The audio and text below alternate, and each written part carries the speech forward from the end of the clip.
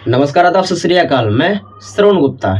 बनारस के सुमिंद्रा होटल में भोजपुरी की सबसे चर्चित अभिनेत्री जिनका नाम था आकांक्षा दुबे। आकांक्षा दुबे ने 26/3/2023 की रात को फांसी लगाकर अपनी आत्महत्या कर लिया। दरअसल ये मामला Sumindra hotel, Buddha city colony, Sarnath, Varanasi, UP के है, जहां पर एक भोजपुरी के सबसे खूबसूरत अभिनेत्री थी जिनका नाम था आकांक्षा दुबे। आकांक्षा दुबे की उम्र 25 साल थी और 26/3/2023 की रात को उन्होंने वाराणसी के सुमिंद्रा होटल में फांसी लगाकर अपनी आत्महत्या कर ली। हालांकि आकांक्षा दुबे परिसर थाना चोरी, जिला भदोही, यूपी की रहने वाली थी। वो वर्तमान में बसई, पालघर, नाला सोपाड़ा, ईस्ट मुंबई, महाराष्ट्र में रहती थी।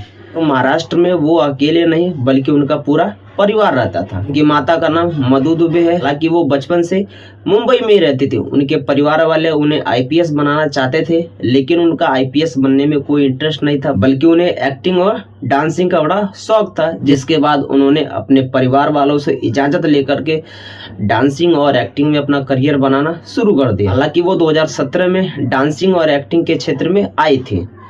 जब वो डांसिंग और एक्टिंग के क्षेत्र में आई थी, डांसिंग और एक्टिंग के क्षेत्र में आने के बाद उन्होंने भोजपुरी के तमाम फिल्मों में काम किया और तमाम एल्बमों में काम किया। उन्होंने भोजपुरी के जिन फिल्मों में काम किया और जिन एल्बमों में काम किया, वो सारे एल्बम और भोजपुरी फिल्में हिट रही। हालांकि जिस दिन उन्होंने फांसी लगाकर अपनी आत्महत्या की थी, उसी दिन सुबह 7 बजे पवन सिंह का एक गाना भी आया था जिसका नाम था आरा कभी हारा नहीं है। उस गाने में भी आकांक्षा दुबे ने काम किया था एज ए एक्ट्रेस। हालांकि आकांक्षा दुबे मुंबई से बनारस इसलिए आई थी क्योंकि यहाँ पर इनका भी एक फिल्म शूट हो रहा था, जिस फिल्म का नाम था लायक।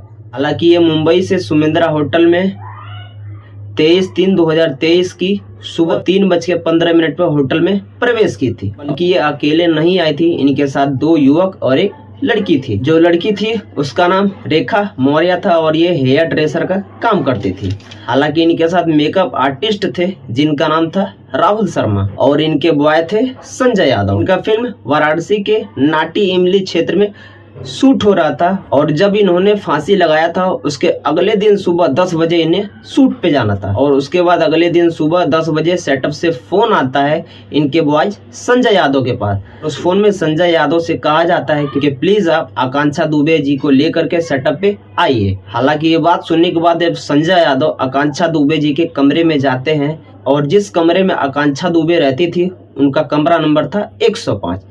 वो कमरा नंबर 105 में जाने के बाद जब दरवाजा नॉक करते हैं तो अंदर से कोई आवाज नहीं आता है।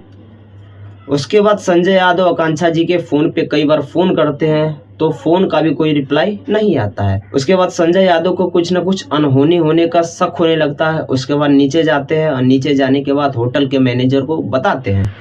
होटल के मैनेजर आते हैं। उसके बाद होटल के मैनेजर इंटरकॉम से भी फोन करते हैं उनके कमरे में, लेकिन उसका भी कोई रिप्लाई नहीं आता। उसके बाद होटल के मैनेजर मास्टर चाबी ला करके कमरे का जब दरवाजा खोलते हैं तो वहां का नजारा देख करके सभी लोग हैरान हो जाते हैं, परेशान हो जाते हैं। वो देखते हैं कि पंखे से दुपट्टा बांध करके अपने गले में फांसी लगाकर आकांक्षा दुबे झूल रही हैं। उसके बाद उस होटल के मैनेजर जिनका नाम होता है रितेश कुमार मेहता पुलिस को फोन करके इस घटना की जानकारी देते हैं और मौके पर ही पुलिस पहुंच जाती है। पुलिस आने के बाद उस डेड बॉडी को अपने कब्जे में लेकर के पोस्टमार्टम के लिए भेज देती है और उनके कमरे का तलाशी लिया जाता है। हालांकि उनके फोन को भी जब्त कर लिया जाता है उनके सुसाइड का पता लगाने के लिए, और उनके कमरे से कोई सुसाइड नोट भी बरामद नहीं होता। हालांकि जिस दिन आकांक्षा दुबे ने फांसी लगाकर अपनी आत्महत्या की थी उसके अगले दिन शाम को आकांक्षा दुबे के किसी दोस्त का बर्थडे था, जिसमें वो 8:30 पे होटल से बाहर जाती है और अपने दोस्त का बर्थडे मना करके रात को 1:55 पर होटल में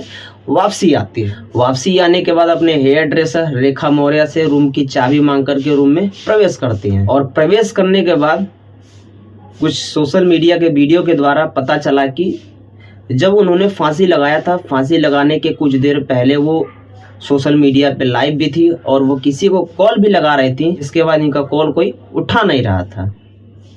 वो सोशल मीडिया पे लाइव आने के बाद ही वो फांसी लगाकर अपनी आत्महत्या की। हालांकि इनके आत्महत्या की जानकारी उनके परिवार वालों को दे दिया गया तो उनके परिवार वाले मुंबई से सुमिंद्रा होटल वाराणसी आ गए। हालांकि उनकी मां जब मुंबई से सुमिंद्रा होटल आ गई तो मीडिया के कुछ पत्रकारों ने उनकी मां से जब इसके बारे में पूछा कि आपको किसके ऊपर शक जाता है, तो उनकी मां ने बताया कि भोजपुरी के देसी स्टार गायक जिनका नाम है समर सिंह और उनके भाई जिनका नाम है संजय सिंह।